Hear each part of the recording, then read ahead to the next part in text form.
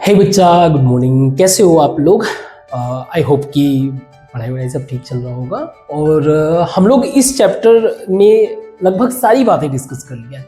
आज का जो क्लास है वो लास्ट क्लास होगा और पिछली बातों के ही पॉइंट ऑफ व्यू से कुछ बेसिक बातों को डिस्कस करना है, ताकि आपका जो भी है, जो लास्ट का टॉपिक दिया उसी को डिस्कस कर रहा हूँ, तो कुछ अलग से मैं डिस्कस नहीं कर रहा हूँ। तो अगला टॉपिक है हमारा व्हाट happen if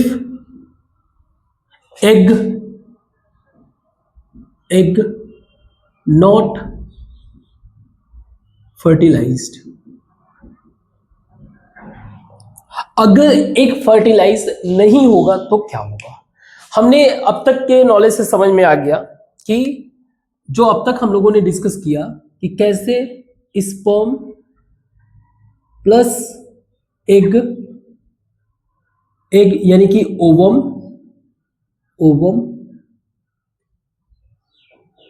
स्पर्म कहां से? मेल से। एग कहां से? फीमेल से।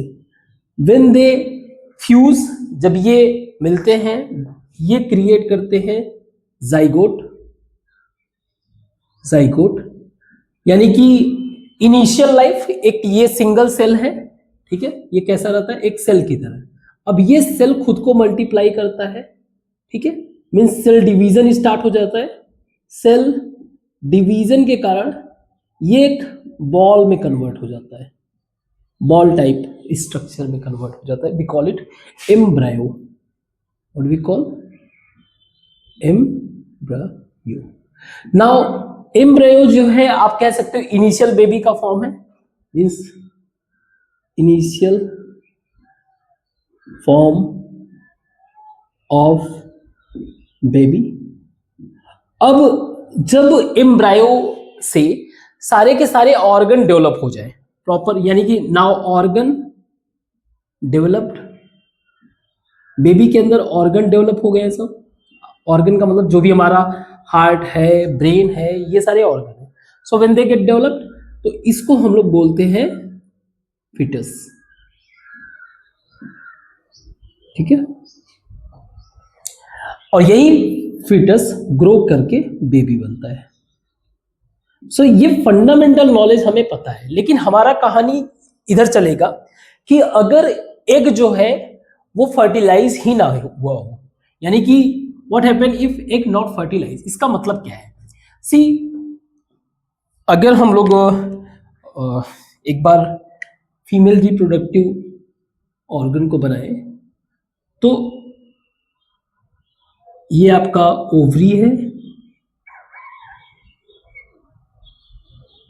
ओवरी यहां से जो है क्या हो रहा है, एवरी मंथ, हर एक मंथ जो है एक एग जो है कहां जाता है? इधर की तरफ, ठीक है। एवरी मंथ जो है, every month one egg released from ovary. हर एक मंथ जो है एक ओवरी रिलीज हुआ।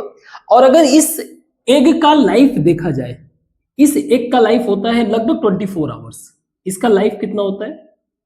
24 आवर। अगर ये 24 आवर में फ्यूज हो गया, यानी विद इन 20, जब ये रिलीज हुआ उसके 24 आवर में अगर इसने स्पर्म को गेट कर लिया, है ना, मीन्स अगर सेक्सुअल ट्रांजैक्शन हुआ, तो उस सिचुएशन में ये स्पर्म को गेट करेगा और जाइगोट फॉर्म कर लिया। लेकिन इसको स्पर्म मिला ही नहीं, तो 24 आवर्स के बाद एक तो तुम्हारा डेड हो गया,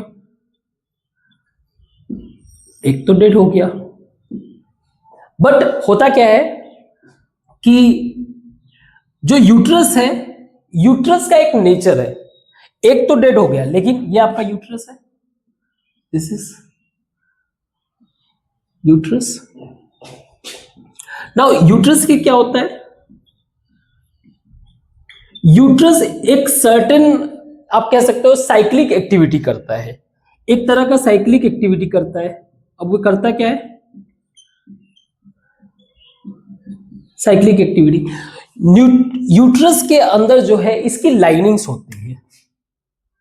इसके पास क्या होते हैं? यूट्रस के अंदर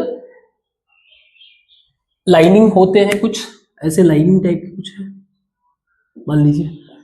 इन लाइनिंग को बोला जाता है, हम लोग डिस्कस कर दिए, इनर लाइनिंग पहले से ही कर रखे डिस्कशन, या इसको बोलते हैं एंडोमेट्रियम। एंडोमेट्रियम। तो एंडोमेट्रियम का काम क्या है?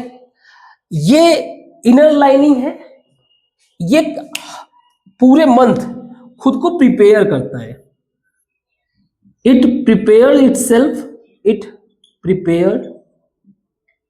prepares itself for possible pregnancy. ये मान के चलता है कि मान लीजिए अगर प्रेगनेंसी, ये मान के चलता है कि अगर प्रेगनेंसी हुआ तो एम्ब्रायो को क्या चाहिए? फूड चाहिए, प्रोटेक्शन चाहिए, ऑल दिस थिंग्स। तो यहां पे बहुत सारे इसके अंदर ये लाइनिंग जो है स्टार्ट टू थिक, पहले तो थिक होने लगता है, थोड़ा सॉफ्टी हो जाता है, थिक होता है, सॉफ्टी हो जाता है, और आप कह सकते हो थोड़ा स्पॉन्जी टाइप का भी हो जाता है, स्पॉन्जी। ना इसका मतलब क्या है? रीजन ये है कि अगर एम्ब्रायो इसमें रहे तो उसको ज्यादा कहीं से भी मतलब सॉफ्ट फील हो, इजी वे से वो सरवाइव कर सके। तो एक तरीके से ये एम्ब्रायो के लिए प्लेटफॉर्म बन गया। क्लियर? ये थिक हो जाता है, सॉफ्टी हो जाता है, स्पॉन्जी हो जाता है। बट ये कब काम आएगा? जब एग फर्टिलाइज होगा। बट व्हाट इफ यहां पे तो एग फर्टिलाइज ही नहीं हुआ, एग फर्टिलाइज नहीं हुआ। अब ये जब मंथ का एंड होने लगता है, जैसे जैसे मंथ का एंड होने लगता है, इसका रिलीवेंस खत्म हो जाता है। सो आफ्टर 28 to 30 डेज, 28 से 30 दिन बाद, these linings start to shedding।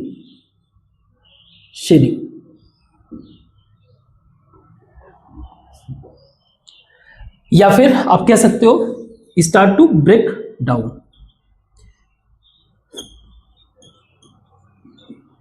टूट के निकलने लगते हैं। तो ये है वेजाइना, यहां से जो है ये टूटकर निकलने लगता है। अब ये निकल क्या क्या रहा है?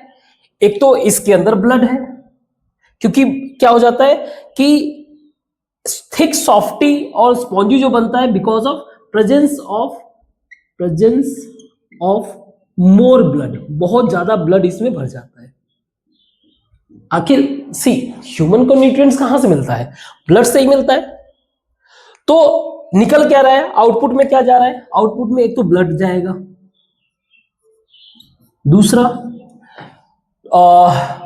डेड सेल भी आपका है, जो सेल आपका डेड कर गया है, डेड एग कह लो, डेड एग भी है इसमें, और तीसरा म्यूकस सब्सटेंस, म्यूकस या स्टिकी सब्सटेंस कह लो, ये जो सॉफ्टी स्पॉन्जी टाइप का बना हुआ है लाइनिंग्स, तो ये भी निकल के बाद, और इसी को बोलते हैं, क्योंकि ये 28 से 30 डेज हर मंथ होता है, खासकर उन फीमेल में जो प्यूबर्टी गेन कर चुके हैं। मींस ये शो करता है कि वुमेन का रिप्रोडक्टिव ऑर्गन बहुत अच्छे से वर्क कर रहा है।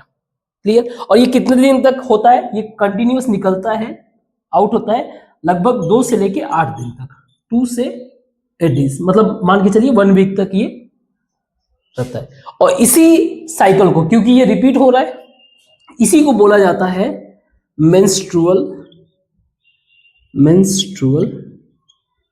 मेंस्ट्रुएशन या मेंस्ट्रुअल साइकिल बोल लो आप।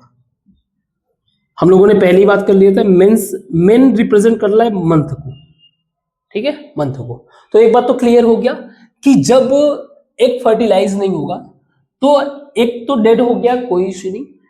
इसके अलावा जो इसकी लाइनिंग्स है, इनर लाइनिंग यूट्रस के अंदर, वो जो है खुद को प्रिपेयर करता है, और जब वो फर्टिलाइज एग नहीं मिलता है तो 1 महीने के बाद जो है वो निकल जाता है। व्हाट इफ अगर वो फर्टिलाइज एग उसे मिल गया तो ऑब्वियस सी बात है ये मेंस्ट्रुअल साइकिल होगा ही नहीं उस मंथ।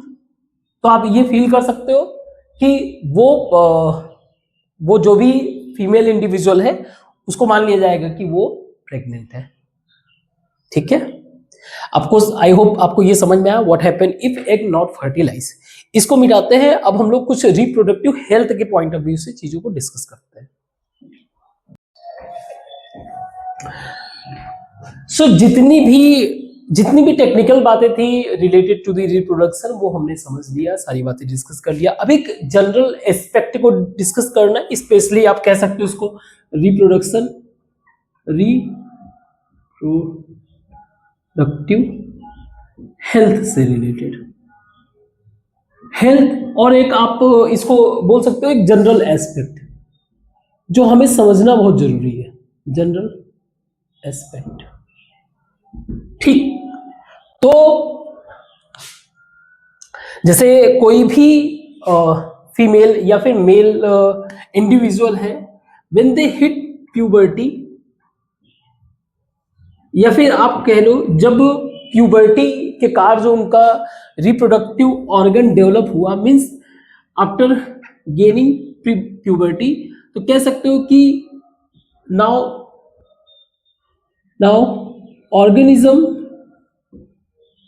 ऑर्गेनिज्म स्पेशली ह्यूमन की बात कर रहा हूं, ह्यूमन कैपेबल टू रिप्रोड्यूस के लिए तो कैपेबल हो गए हैं, बट क्या वाकई में इनको रिप्रोड्यूस करना चाहिए?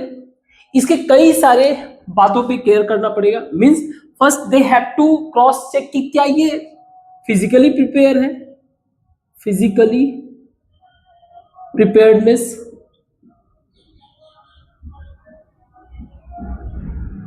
तो ठीक है, कोई इंडिविजुअल वो प्यूबर्टी गेन कर रखा है तो ठीक है, यस आप फिजिकली प्रिपेयर हो, बट सिर्फ यही बात नहीं रहता है। सी, बेबी प्रोड्यूस होने में सेक्सुअल इंटरेक्शन होता है। सेक्सुअल इंटरेक्शन जो है, अब होता क्या है कि जितना आपका कम नॉलेज होगा, आपने उसके बियॉन्ड सोचा नहीं, and you will destroy your life. कई सारे एस्पेक्ट होते हैं, आपको you have to check your mental preparedness, mental preparedness means are you capable to handle emotional situation, emotional situation को आप हैंडल कर सकते हो? क्या आप डिसीजन मेकर हो? क्या एक सही डिसीजन ले सकते हो? आपको इन एस्पेक्ट को भी चेक करना पड़ेगा। तीसरा आप कह लो social preparedness, social preparedness, social यानी कि सोशली आप प्रिपेयर्ड हो, आप अपने करियर के प्रति कितने रिस्पॉन्सिबल हो, क्या फैमिली को मैनेज कर पाओगे, फैमिली को मैनेज कर पाओगे, एंड ऑल दिस थिंग, जो भी सोशल प्रेशर होता है उन सब चीजों को मैनेज कर सकते हो, तो सोशल प्रिपेयर्डनेस भी चेक करना है। एंड एक और मेजर चीज है जिसको बोलते हैं इकोनॉमिक प्रिपेयर्डनेस, मींस क्या आप प्रिपेयर हो कि चाइल्ड की रिस्पॉन्सिबिलिटी निभा सको, चाइल्ड रिस्पॉन्सिबिलिटी के लिए? अगर ये सारी चीजें मैच हो रही है तभी रिप्रोडक्शन के लिए मूव फॉरवर्ड करना चाहिए, अदरवाइज नहीं करना चाहिए, क्योंकि it's all about a life of a child and you too, आपका भी इसमें लाइफ इन्वॉल्व है। तो ये सब चीजें टेक केयर, जब तक ये पॉइंट ऑफ व्यू से आप प्रिपेयर ना रहो तो रिप्रोडक्टिव एक्टिविटी में नहीं जाना चाहिए। नाउ ये तो हुआ एक social aspect. Apart from that, क्योंकि सेक्सुअल इंटरेक्शन मान लीजिए एक तरीके का कॉन्शियस फीलिंग डिफरेंट टाइप का है, कुछ लोग इन्वॉल्व भी हो जाते हैं, तो पीपल हैव टू अंडरस्टैंड कि सेक्सुअल इंटरेक्शन जो है, सेक्सुअल इंटरेक्शन कई सारे डिजीज भी कैरी करता है, डिजीज भी कॉज करता है। कहने का मतलब ये है कि सेक्स यानी कि मेल और फीमेल के इंटरेक्शन के कारण कई सारे डिजीज भी एक दूसरे में पास होते हैं। जैसे ऐसे, बाय द वे, ऐसे डिजीज को बोला जाता है सेक्सुअली ट्रांसमिटेड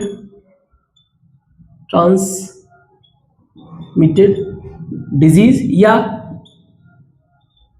एसटीडी कह लो, और डिजीज की जगह इन्फेक्शन भी कह सकते हो, तो एसटीआई। तो ऐसे कई सारी बीमारियां भी हैं। जैसे एग्जांपल के लिए अगर बैक्टीरिया के पॉइंट ऑफ व्यू से देखें तो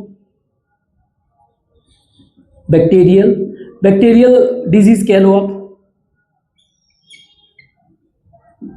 बैक्टीरियल डिजीज में एक है गोनोरोइया। नहीं, गोनोरोइया एक तरीके का ऐसा बीमारी है, बैक्टीरिया के कारण होता है, जिसमें यूरिन के थ्रू या फिर जब भी मान लीजिए फीमेल में वेजाइना के थ्रू जो भी निकलता है उसमें से बहुत ज्यादा पेनफुल रहता है, पेनफुल एक्सक्रीशन कह लो, कुछ येलो स्टिकी सब्सटेंस जो है निकलता है। तो कहने का मतलब ये ज्यादा पेनफुल होता है। इसका तो खैर मान लो एंटीबायोटिक से इलाज है, ठीक है। इसके अलावा एक और चीज है सेफिल्स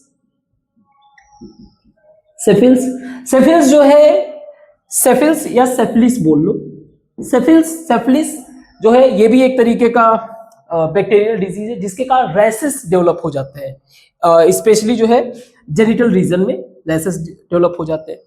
तो ये हार्मफुल है। दूसरा, वायरस के पॉइंट ऑफ व्यू से, वायरस जो है कुछ वॉट्स क्रिएट करते हैं, मतलब एक तरह से स्पॉट्स टाइप के बनाते हैं, है ना, मस्से टाइप के कह लो, ठीक है। तो वो बहुत ही ज्यादा खतरनाक होता है और इसका, वायरस का कोई इलाज नहीं होता, इसके लिए तो मान लो एंटीबायोटिक्स होते हैं, ठीक है, एंटीबायोटिक्स। वायरस को आप डेड नहीं कर सकते, उसको सिर्फ कंट्रोल कर सकते हो। तो वार्स जैसे कि एचपीवी वायरस, ह्यूमन पॉपिलोमा वायरस, इसके कारण जो है रैसेस होते हैं, ये तो समझ में आ गया। इसके अलावा हम लोगों ने सुना हुआ है HIV, human immuno deficiency virus, जिसके कारण जो कॉज करता है एड्स। तो ये एड्स क्या करता है, आपके जो इम्यून, जो आपका डब्ल्यूबीसी है, उसको जो है ये डिस्ट्रॉय करने लगता है। अब अगर एक बार इस तरह से बीमारी अगर हो गया तो अदर बीमारियां जो है क्या कर लेते हैं, बॉडी को ओवरटेक कर लेते हैं, and it ultimately leads to death. तो सेक्सुअल इंटरेक्शन जो है, एक तो प्रेगनेंसी मान लो लेके आता ही है, साथ में कई सारे डिजीज भी चांस रहता है होने का। That is the reason sexual interaction के लिए कुछ चीजें ध्यान में रखना पड़ता है, आपको कुछ केयर करना पड़ेगा, सेफ्टी का ध्यान रखना पड़ेगा। उस सेफ्टी के पॉइंट ऑफ व्यू से डिस्कस करते हैं। इसको एक सेकंड मिटा दूं। सेफ्टी के पॉइंट ऑफ व्यू क्या रहेगा, जो ना सिर्फ हमारे अनवांटेड प्रेगनेंसी को स्टॉप करेगा, also it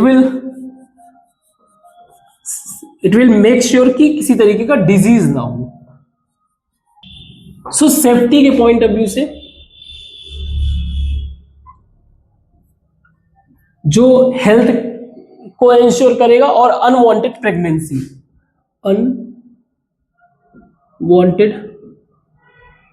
प्रेगनेंसी से भी प्रोटेक्ट करेगा।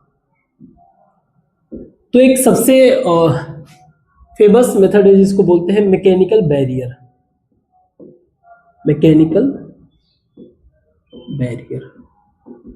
सो मैकेनिकल बैरियर में आप एग्जांपल सुने होंगे, कंडोम इसका एक एग्जांपल है। कंडोम क्या करता है, कवरिंग प्रोवाइड करता है। कवरिंग टू, अगर मेल है तो पेनिस, ठीक है, मेल के लिए, अगर फीमेल है तो वेजाइना,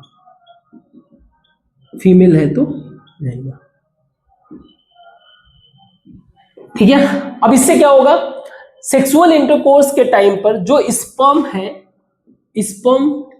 जो है वो कांटेक्ट करेगा ही नहीं एक से, एक तरीके से कांटेक्ट किया नहीं, और हेल्थ के पॉइंट ऑफ व्यू से किसी भी तरीके का फ्लूइड जो है एक इंडिविजुअल से दूसरे इंडिविजुअल में ट्रांसफर नहीं हो, so there is a chance कि वो हेल्थ के पॉइंट ऑफ व्यू से भी बचेगा और अनवांटेड प्रेगनेंसी से भी प्रोटेक्ट करेगा। फर्स्ट। सेकंड है hormonal method. Now hormonal method का मतलब क्या है? इसमें पिल्स का यूज होता है, ओरल पिल्स का, दवाइयों का, जो आपके हार्मोनल एक्टिविटी को इट डिस्टर्ब या चेंज कह लो, डिस्टर्ब क्या करना, change hormonal cycle. Now hormonal cycle का मतलब क्या हो गया? बेसिकली अगर देखा जाए तो बेसिकली बहुत बोलता हूं, अवॉइड करो, तो हार्मोनल साइकिल में जो एग प्रोड्यूस होता है उसका टाइमिंग चेंज कर देगा ये एग प्रोडक्शन का, जो इसको एक तरह से स्टॉप कर देगा। नाउ सिर्फ इतना ही नहीं होता, इसका खैर बॉडी पे बैड इफेक्ट भी देखने को मिल सकता है, नेगेटिव साइड इफेक्ट देखने को मिल सकता है। तो while taking these oral pills you must have to concern with the doctors, ठीक है, साइड इफेक्ट्स में कंसर्न, ठीक, चिंता का विषय हो सकता है, इसलिए इन सब चीजों का ध्यान रखना है। थर्ड आपका है इंट्रा यूट्रीन डिवाइसेस।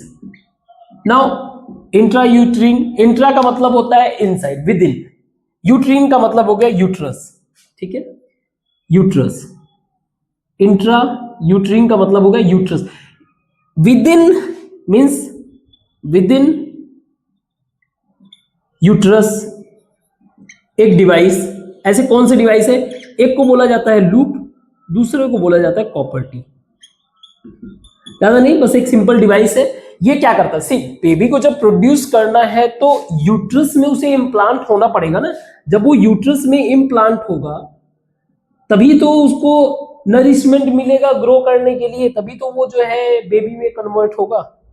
तो ये क्या करता है? It not allow to implant the embryo। जो एम्ब्रायो होता है उसको वहां पे सेटल होने ही नहीं देता है, और जब ये एम्ब्रायो सेटल होगा ही नहीं तो बेबी कैसे हो जाएगा? क्लियर? तो एम्ब्रायो सेटल होता नहीं है, तो इस तरह से भी प्रेगनेंसी को क्या किया जा सकता है? बचाया जा सकता है।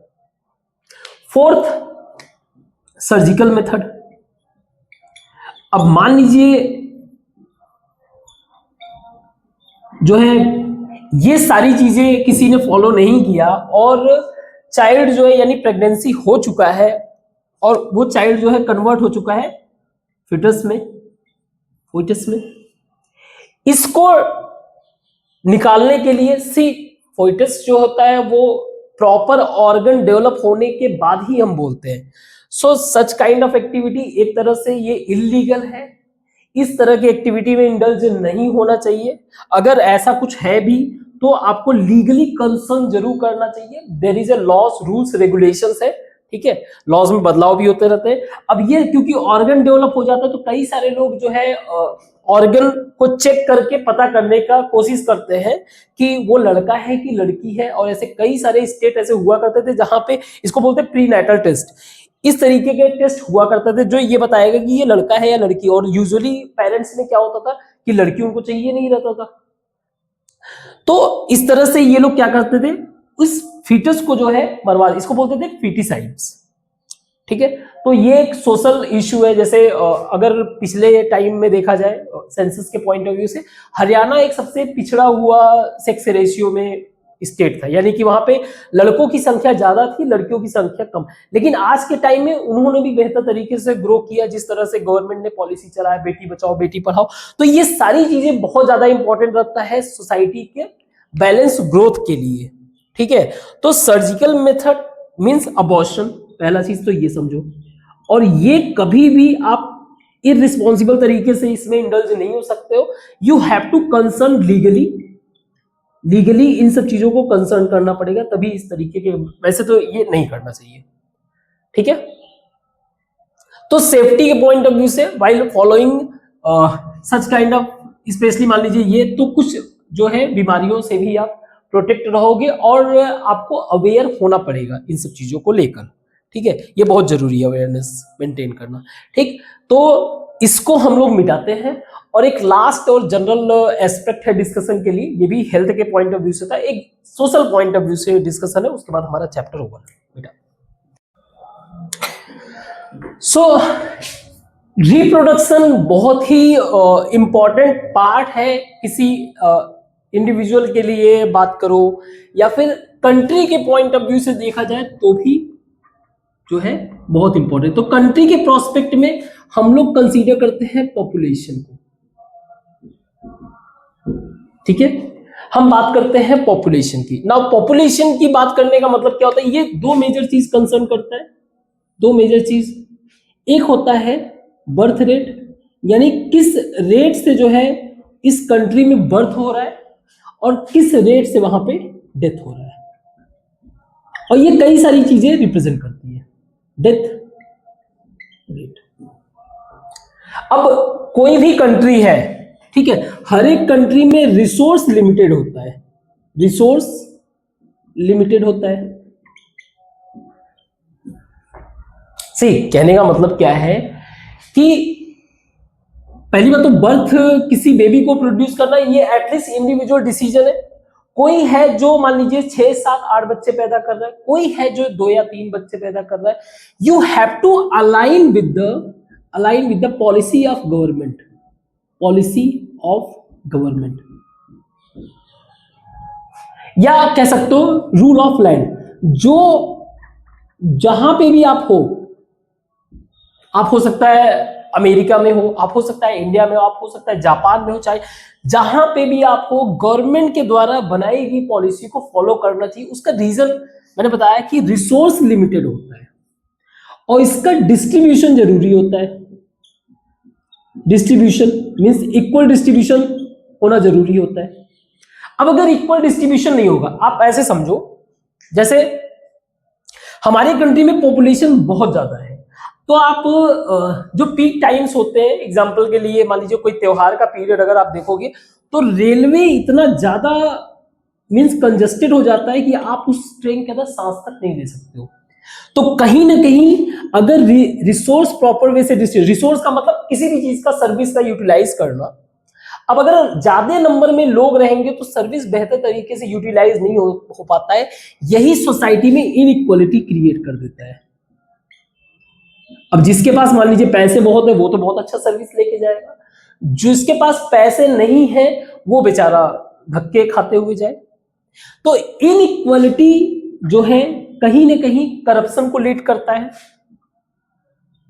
करप्शन को लीड करता है, करप्शन होने लगता है, करप्शन से गवर्नमेंट करप्ट होने लगती है, गवर्नमेंट करप्ट होने लगती है और डिमांड होने लगता है कि इक्वल डिस्ट्रीब्यूशन। और ये सारी चीजें अगर ऐसा हो जाए तो आपका कंट्री ही क्या होने लगता है, कंट्री जो है आप कह सकते हो कोलैप्स करने लगता है। तो पॉपुलेशन बहुत इंपॉर्टेंट पॉइंट है, लेकिन उसमें जो सबसे बड़ा पॉइंट है, आपको you have to follow the rule of law irrespective of religion. ऐसे दिमाग में मत जाना कि हमारा रिलीजन, हमारा ये चीज ये बोलता है। मैंने कहा जो गवर्नमेंट की पॉलिसी है आपको पॉलिसी को फॉलो करना पड़ेगा। आप ऐसे एग्जांपल समझो, मान लीजिए जापान की हम बात करें, ठीक है, जापान में मेजॉरिटी ऑफ पॉपुलेशन जो है मैक्सिमम वहां पे एजेड पीपल है, एजेड पीपल है, ज्यादातर सीनियर सिटीजन टाइप के पीपल है, मान लीजिए 60 से ऊपर। अब इनको क्या चाहिए, इनको तो चाहिए हेल्थ सर्विस, हेल्थ सर्विस चाहिए ना, हेल्थ सर्विस बेहतर चाहिए। लेकिन क्या ये इकोनॉमिक एक्टिविटी में पार्टिसिपेट कर सकते हैं? मतलब अगर इनको बोल दिया जाए जाओ मार्केटिंग करके आओ या फिर कोई बिजनेस करके आओ, ये भाई एज के कारण नहीं कर पाएंगे। तो कहीं ना कहीं ये इकोनॉमिक एक्टिविटी में, इकोनॉमिक एक्टिविटी नॉट पार्टिसिपेट, मतलब उस लेवल का पार्टिसिपेशन नहीं दिखने को मिलेगा। ठीक है, तो जापान गवर्नमेंट को क्या करना पड़ेगा, जापान गवर्नमेंट के लिए ये एक तरीके से burden, don't take it in a negative way, knowledge के पॉइंट ऑफ व्यू से हम डिस्कस कर रहे हैं। ठीक है, ये तरीके से बर्डन हो गए इनको बैलेंस करना पड़ेगा ना, कि ज्यादा से ज्यादा अगर यूथ रहेंगे तो इकोनॉमिक वैल्यू क्रिएशन ज्यादा होगा, तो कंट्री की इकोनॉमी भी रन करेगी। अगर कंट्री का इकोनॉमी डिस्टर्ब हुआ तो फिर कंट्री ही फाइनली क्या होने लगता है, कोलैप्स करने लगता है। कोलैप्स का मतलब क्या है, कंट्री के अंदर दंगे फसाद ये सारी चीजें देखने को मिलने लगता है। इकोनॉमिक पॉइंट ऑफ व्यू से कोई भी वीक रहा देन ही, पहली बात तो एजुकेशन इंपॉर्टेंट है। एजुकेशन पॉइंट ऑफ व्यू से अगर वो स्ट्रांग है तभी वो इस पॉइंट को समझ पाएगा। एजुकेशनली अगर वो वीक है, ना चाहते वो अपने रिलीजन से ही अटैच रहेगा, नहीं मैं अपने रिलीजन से अटैच रहूंगा। इकोनॉमिक पॉइंट ऑफ व्यू फिर सेकंड आता है आपका। एजुकेशन आपने स्ट्रांग किया, फिर इकोनॉमिक। अब इकोनॉमिक पॉइंट ऑफ व्यू से भी आप वीक हो, एजुकेशन भी नहीं हो, तो आप क्या करने लगते हो, दंगा फसाद क्रिएट करने लगते हो। यू स्टार्ट टू कोलैप्स, यानी कि स्टार्टिंग प्रॉब्लम्स लाइक राइट्स वगैरह होने लगते हैं। तो वो तो औरों को भी डिस्टर्ब कर रहा है ना। तो गवर्नमेंट क्या करेगी, गवर्नमेंट जैसे जापान की गवर्नमेंट क्या करेगी, प्रमोट करेगी कि यंग जो है वो शादी करें, ठीक है, यंग जो है, यंग जो है वो मैरिज करे, उनको गिफ्ट देगी गवर्नमेंट, प्रमोट करेगी कि आप शादी करो, बच्चे करो। तो यहां पे तो मान लो डिमांड हो सकता है बर्थ हाई का, बर्थ रेट ज्यादा से ज्यादा, मींस कोई इशू नहीं है अगर एक फीमेल जो है 5 बच्चे भी पैदा करे तो गवर्नमेंट के लिए बड़ी खुशी की बात होगी। बट एक certain time, but what about India, India का सिचुएशन मैंने समझाया।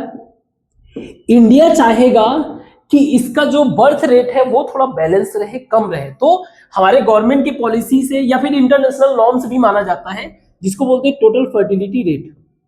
टोटल फर्टिलिटी रेट यानी कि एक वुमेन जो है अपने लाइफ साइकिल में, अपने जो भी जब बेबी प्रोड्यूस कर सकते हैं उस लाइफ साइकिल में 2.1 मतलब लगभग 2 बच्चों को पैदा करें, ताकि हस्बैंड वाइफ है, हस्बैंड वाइफ ये अपने 2 बच्चों से क्या हो जाएंगी, रिप्लेस हो जाएंगे। तो इसको बोलते हैं आप कह सकते हो जो पॉपुलेशन रिप्लेस हो सके, दैट मेक्स रिप्लेसेबल पॉपुलेशन। सो ये तभी पॉसिबल है जब हम अवेयर हो। तो बर्थ रेट जो है, पहली बात तो बर्थ रेट कहीं का ज्यादा कहीं का कम, वो डिपेंड करता है किस पे, उस कंट्री के, उस स्टेट के बनाए गए पॉलिसी के द्वारा। So these things you have to understand. और ये तभी पॉसिबल है जब आप एक बेहतर एजुकेशन गेन करोगे, तभी चीजों को समझ पाओगे। बेहतर education leads you economic prospect, economic prosperity आपके लाइफ में आएगा और सारी चीजें फिर बैलेंस रहेगा। तो अगेन बर्थ या डेथ रेट, जो पॉपुलेशन ये दोनों डिसाइड करते हैं पॉपुलेशन साइज। नाउ एक चीज और याद रखना, इसमें और भी चीजें होती हैं जैसे माइग्रेशन वगैरह, वो हम लोग कंसीडर नहीं कर रहे, ठीक है। माइग्रेशन यानी कि लोगों का बाहर जाना, कुछ लोगों का कंट्री में आना, तो वो भी इंक्लूड होता है, लेकिन हम लोग उसको अभी डिस्कस नहीं कर रहे। हमारा जो रिप्रोडक्टिव पॉइंट ऑफ व्यू से उस रेफरेंस को लेके ही डिस्कस। सो पॉपुलेशन साइज जो डेथ और बर्थ रेट से डिफाइन होता है। क्लियर, एक जनरल एस्पेक्ट आपके माइंड में मेरे ख्याल से डेवलप हो गया होगा। ये आपका चैप्टर ओवर हो गया। अब आपको यही चीज ध्यान रखना है जब आप पढ़ाई करते हो, मैंने कई बार बोल रखा है, you have to take care कि कहां पे मैं स्पेलिंग मिस्टेक कर रहा हूं, उस स्पेलिंग को करेक्ट करो, ठीक है। क्योंकि मैंने कई बार बोला है कि पढ़ाते वक्त मेरा माइंड जो है थोड़ा सा अलग रहता है, तो कुछ ना कुछ मिस्टेक होता रहता है। कोई गलती अगर मैंने बता दिया, कोई कंसेप्ट अगर डिफरेंट तरीके से बता दिया और आपको लगता है कि ये गलत है, प्लीज उसको मेंशन करो। आपको अपनी टीचर की गलतियों को ही ढूंढना है, दैट मेक्स यू इंटेलिजेंट, कि आप थोड़ा सा एक कदम टीचर से आगे चल रहे हो, तो आपको वही करना है, आपको एक कदम आगे चलना है। खुद से प्रिपेयर हो के आगे बैठो, क्लास में देखो सर क्या गलत बता रहे हैं और तुरंत फिगर आउट करो और बताओ, ठीक है।